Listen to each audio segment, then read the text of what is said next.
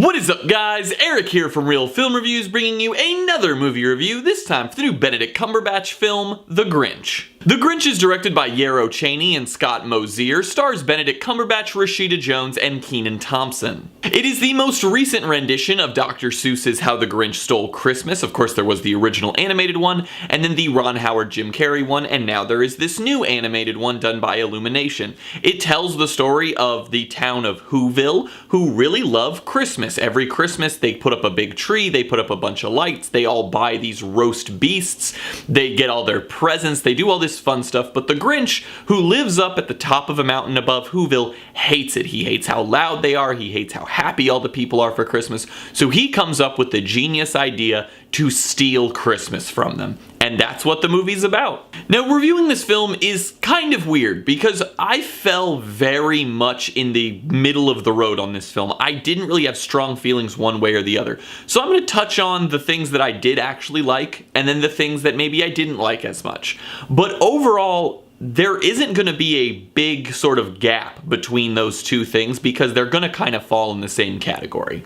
So for one thing, I did enjoy the animation style of this film. Illumination has a really good way of taking certain characters that maybe we've seen in the past in previous things, or creating new characters and making them look really adorable and cute. Like even the Grinch in this movie, Kid Grinch, he's a pretty adorable little animated sprite, and I found him to be cute. And I think throughout the whole film, there's tons of characters and creatures and stuff that are kind of adorable. Specifically, Max the dog in this movie is really, really adorable. Like, his animation is super cute, and he's also maybe the funniest character in the movie as well, because he can't speak, but just sort of the way he reacts to the Grinch's ideas and what he does and his thoughts is very funny, the way that they're able to play off of each other in the script. Voiceover-wise, I think they did a pretty good job casting for the film. Cumberbatch I thought was kind of an odd choice, but I think overall he did work pretty well. I kind of wish he would have made his voice a little less, like, weirdly high-pitched and maybe would have stuck more to just that deep Cumberbatch voice that he has.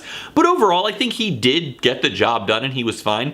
Rashida Jones plays Cindy Lou Who's mom, and she did a very good job in the film, even though for how big of a name Rashida Jones is, her role was rather small. And then for me, the funniest voice performance in the whole film is done by Kenan Thompson, who just plays another one of the Who's in Whoville, who like knows the Grinch from back in the day, but refuses to believe that the Grinch like hates Christmas, and he's just this really lighthearted guy who loves everything, and I found him to be a very funny and endearing character in the script. And then along with that, the music in the film is all done by Tyler the Creator, and Tyler the Creator is one of my personal favorite people who produce music nowadays. I love everything he's done. I've listened to everything he's done since I was in like the 8th grade, so I really like Tyler the Creator, and I was a little worried about how this could play out because he is such an adult music creator, but he actually did a very good job making renditions of these classical sort of children's songs like The Grinch and all those things, and doing them very well. And he also, I'm assuming, helped handle a lot of the music used in the film that wasn't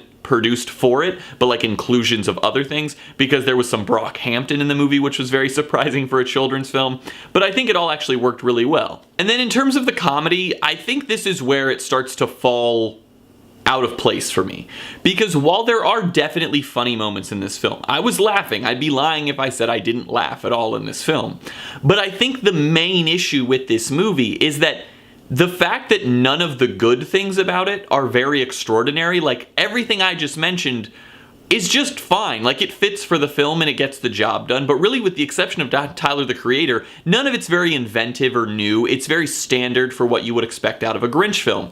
And in terms of what's wrong with the movie, that's kind of what's wrong with it, is this film feels more like just a giant cash grab rather than someone re-envisioning the Grinch in some new and interesting way. Sure, they change certain aspects of the story in the film rather than just the classical story, but it's not enough that it really feels like this new idea for the Grinch. It just feels like, hey, it's been a long time since someone made a Grinch movie, and we have the rights to make the animated Dr. Seuss films, so why don't we just make an animated Grinch film that's 90 minutes long and make a ton of money? I'm gonna give The Grinch a C.